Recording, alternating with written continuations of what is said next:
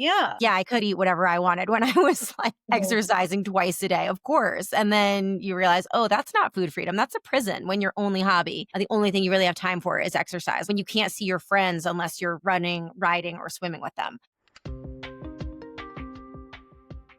Hi, this is Real Over Ideal, the podcast where we stop chasing perfection and we start asking better questions. I'm Vanessa Gorelkin, occupational therapist, and someone who thinks being functional is way hotter than being impressive. Today, I'm joined by someone who gets it and makes it funny. Pam Moore is an occupational therapist turned award-winning health and fitness journalist, intuitive eating coach, and stand-up comic. Yes, she contains multitudes and jokes. As a coach, Pam helps women break up with the scale and move their bodies because it feels good, not as a punishment. As a writer, she's covered everything from diet culture to deadlifts for outlets like The Washington Post, Runner's World, and Self. Pam is now an avid gravel cyclist, longtime indoor cycling teacher, certified personal trainer, 6-time marathoner, and 2-time Ironman finisher. I'm so impressed. Oh my God. Okay. She lives in Boulder, Colorado with her husband and 2 daughters. And today we're talking about movement, motivation, mental health, reinvention, and the fine art of laughing at all of it. Let's get into it.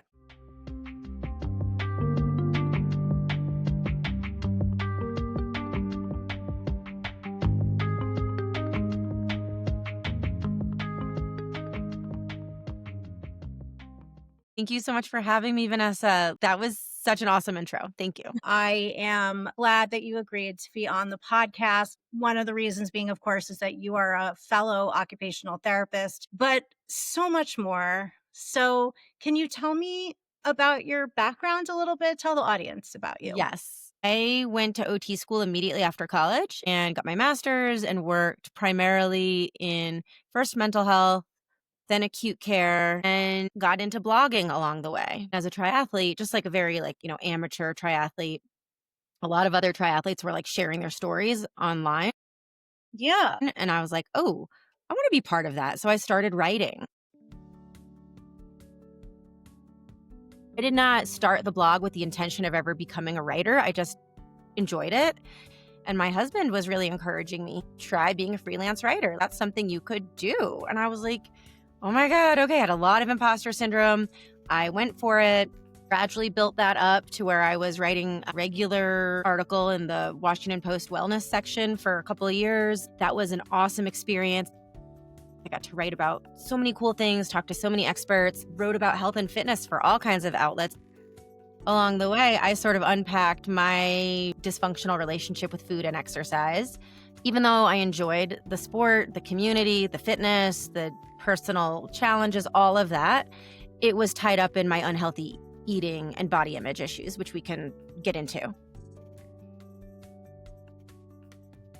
All of this to say, now I've left OT behind. I'm still licensed, but not practicing. I'm writing, and I'm about to turn 40. This was 6 years ago. And I'm like, whoa, my relationship with food is jacked. There's so many behaviors I was engaging in that I think are normalized in our culture. I don't think I had an eating disorder. I don't think I would have met the diagnostic criteria. But I was way too consumed by my concerns about eating healthy, being lean, really just wanted to be skinny. And that's how I decided I think it would be really cool to help other women heal their relationships with food and their bodies and exercise and the scale and all of that.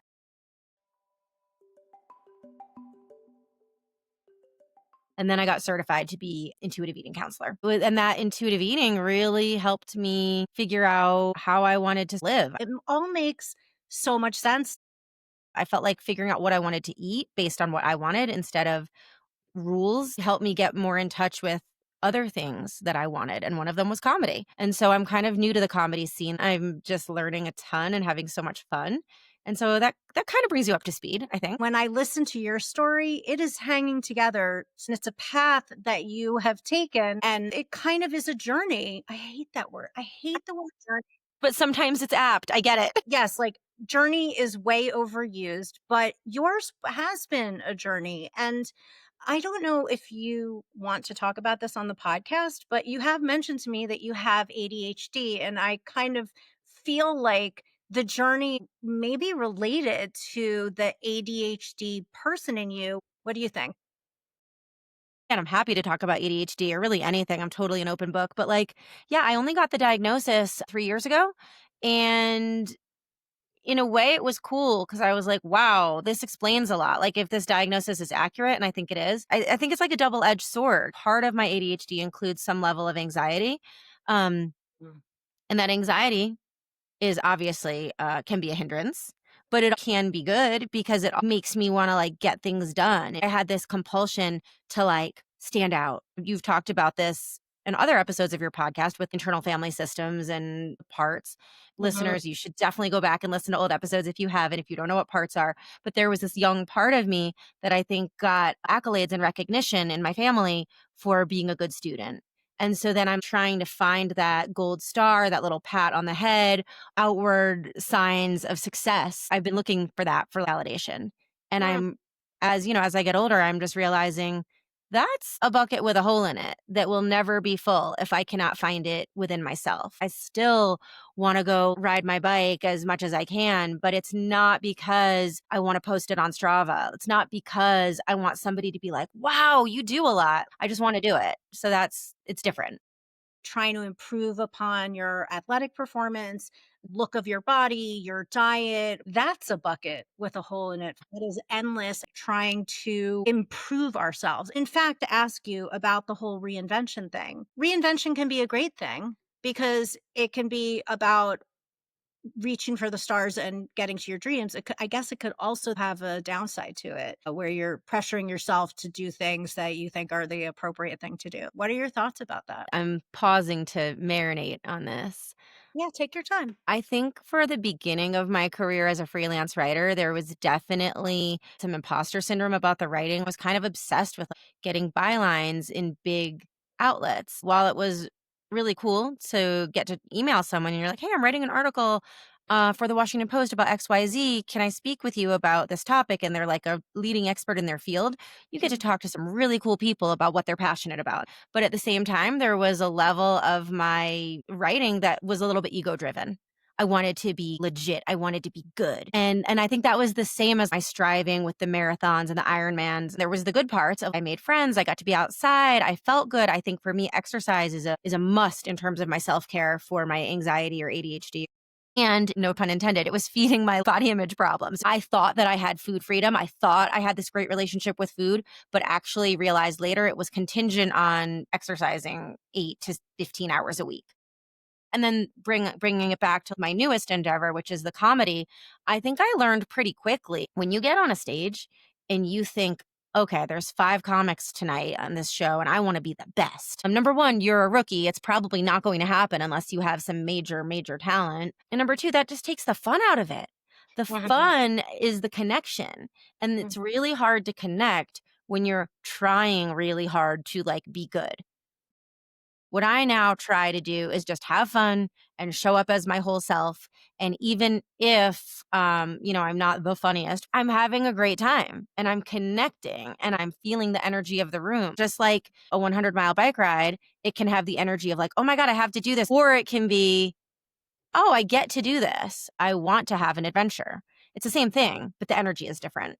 When I am genuinely in an experience and it's not about some sort of thing that I'm supposed to be accomplishing, it has a completely different flavor to it. And I've watched some of your comedy listeners go and check it out because Pam is really funny. I think there is a genuineness and you can see that it is fun when you're on the stage. And I think that's really important. And it's one of the things I would want to share with the listeners between you and me. And that is, I think occupational therapists, in a lot of ways, Whether or not we're being OTs or podcasters or marathoners, or comics, we are about being in the moment and having an experience if you really think about it. I mean, OT started in mental hospitals, which is why, I wound up in mental health all these years later. But anyway, the first project I did in OT school was basket weaving. I was like, oh my God, what the did I get into? It is the experience, it's the moment. And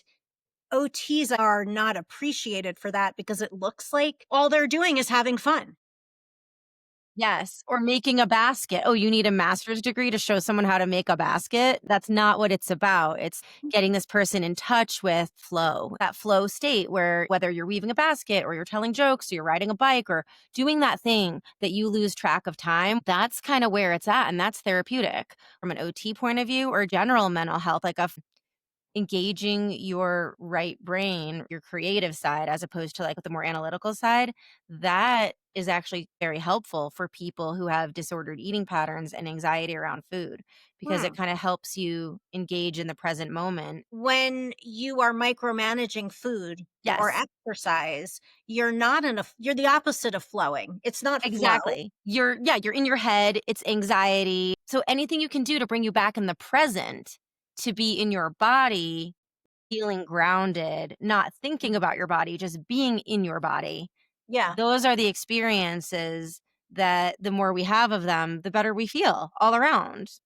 You can understand your body just by living in your body. I said that on You your you podcast. did. It was a great quote. Yeah, I hope you link to that in the show notes. We had a great chat. I certainly will link to it in the show notes. I know it's a really important point about living intuitively and being Mhm. intuitive about your body and understanding your body through a nutrition lens, through an exercise lens. And I mean, you have expertise in this. Can you talk to me a little bit more about living intuitively? What does that mean? To me, living intuitively means listening to the signs and signals that are coming from inside of you. And let me back up really quick for your listeners who don't really know what intuitive eating is. Intuitive Mhm. eating, in a really brief nutshell, is eating in a way that is not in accordance with a diet. Your body knows what will nourish you, sustain you, give you energy, make you feel good. One of the reasons we may crave certain foods, people may come to me and say, "Oh my God, I'm addicted to sugar. I don't know what to do." Well, are you sure you're addicted to sugar or have you been telling yourself you can't have sugar? Because that will Mhm. create the same kind of sensation. Like you think you're addicted to it. And like once you have some, the wheels fall off and you're out of control. So addiction. So if you let yourself have all the hostess or the donuts or the Pop Tart or the ice cream, whatever it is, you do that for long enough, the novelty should wear off eventually. And then you can go back to, your body's like a seesaw. It wants equilibrium. When you have the permission to eat until you're done eating, it changes the game and completely changes your relationship with eating. This weekend, I was on a girls' weekend in the mountains. We were at the farmer's market and everybody wanted these pastries and they looked amazing. And I think my old self would have been like, "You're on a girls' weekend, like, get it." But I'm just not in the mood. Mhm. And then that was sort of the end of it. It wasn't like this hour-long conversation with myself. The 9 months where I was counting macros was like a part time job. And that was when I just realized not just the macro counting, but none of this is sustainable anymore. I'd say, like, if you are at a point where you're like, it's no longer worth it because it is not serving me and I want to put my mental energy toward other things, that's where I think intuitive eating can come in and be an amazing tool. So it is about being intuitive and finding those middle grounds. It's important. Yes. Yes. So back to your question. You asked me, what's intuitive living? And I went off on the tangent of, okay, let's start with intuitive eating. But they're aligned. They're aligned. Intuitive living, here's a great example of like something that I've been going through recently. I had to like end a relationship and Mm. it was causing me to wake up feeling a panic that I could feel in my body. And instead of pushing it down, I listened to it. And sometimes it showed up as like a body feeling of like a tightness. And there was a voice that said, "This is not sustainable." I'm like breaking the pattern. I'm like getting older and wiser and listening to myself. In my 20s, I was, like, in this really unhealthy relationship where I remember having these nightmares with, like, the tight feeling and the, like, just this icky feeling because I didn't honor myself, and as I was approaching this challenging relationship recently, kept on thinking, of what would it look like if I loved myself? What behavior would I engage in if I loved myself? Loving someone is accepting them, listening to them, and honoring someone. And I thought, I need to speak up in this relationship, make my needs known. Intuitive living to me is listening to your heart. And that's kind of how things went down. And then from that place, I was nervous about having a genuine conversation. It wasn't easy. You're describing this intuition, something's wrong here, something is not congruent. And then ultimately our wisest self kind of comes up, really can guide us through. This just happened to me the other day. I signed up for this huge bike ride, this iconic Colorado thing, the triple bypass. I found out that my kids' final swim team that before they go to overnight camp is on the same day as the event. Part of me kind of feels like I should do the ride. I signed up and I paid the money and I told my friends I was going to do it. And part of me is like, but my kids are young and I want to support them even if they spend time with their friends the whole time at the swim meet. I want to be there. Like, this is my family. And I've got these two conflicting parts of me. And then I just had to decide, well, like, which one am I going to listen to? And again, what intuitive living looks like for me often involves, if there's two paths, settling into one path, just really going, okay, that's where I'm going with this and just see how it feels. And if it doesn't feel right, then I'll be like, okay, well, then how do I feel when I think about the other path? Just spending a little bit of time being quiet with myself. It's like respecting what I'm curious about. The scared or insecure parts of me could have been like, comedy. That's ridiculous. You're going to get on a stage and humiliate yourself. That's a fear. But this could be fun. And I have been thinking about it in some way or another for like 10 years. I think if you have an idea that keeps surfacing, listening to that idea, that's a form of intuitive living.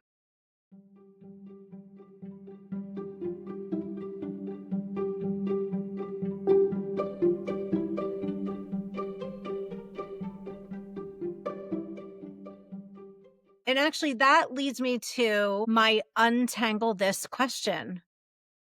The untangle this question that I have for you: how do I tell the difference between being indulgent and living intuitively?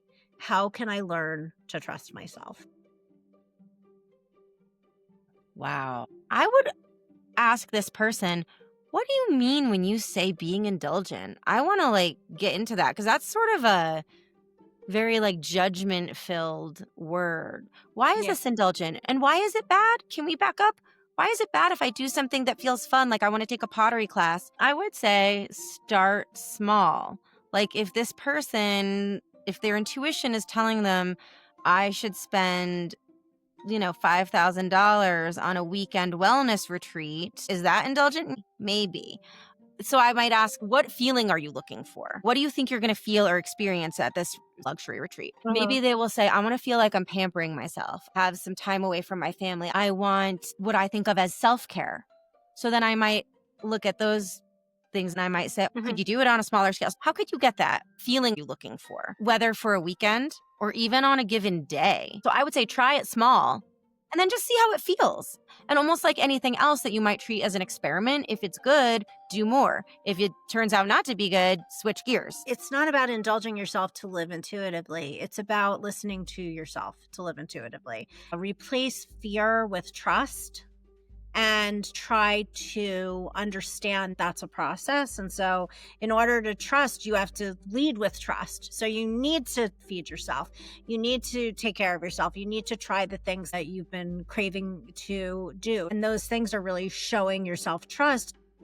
I mean, your life being a good example, what you did was you trusted, okay, this is the next thing I'm going to try. And when you do that, you can really see amazing results like we're seeing for you. Tied that in a bow. You're really good at oh, there's a thread here. That was good. Because sometimes I'm like, oh my God, what am I even doing? My life is like 18 left turns. And you're like, no, there's a thread. And I'm like, oh my God, yes. So yeah.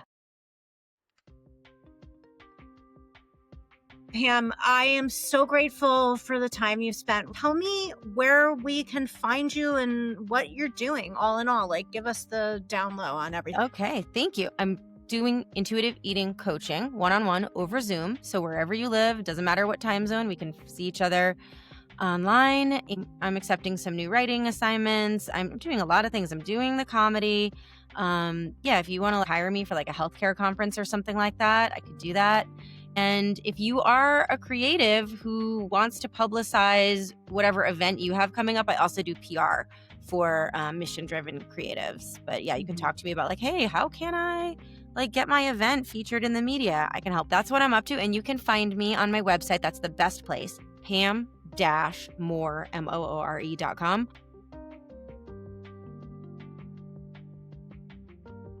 Thanks to Pam Moore for appearing on this episode of Real Over Ideal.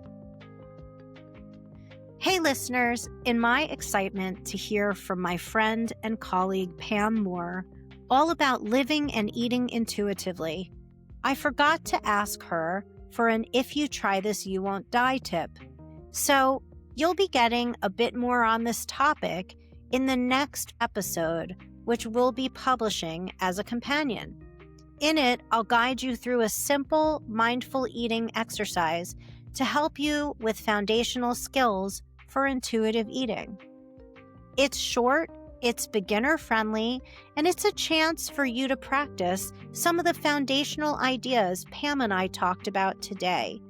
All you'll need is a raisin, a piece of dried fruit, or a square of chocolate, and a few minutes to listen. So if you're ready to take intuitive eating and living from talk to taste, head to part 2 for a mindfulness eating exercise you can do right now.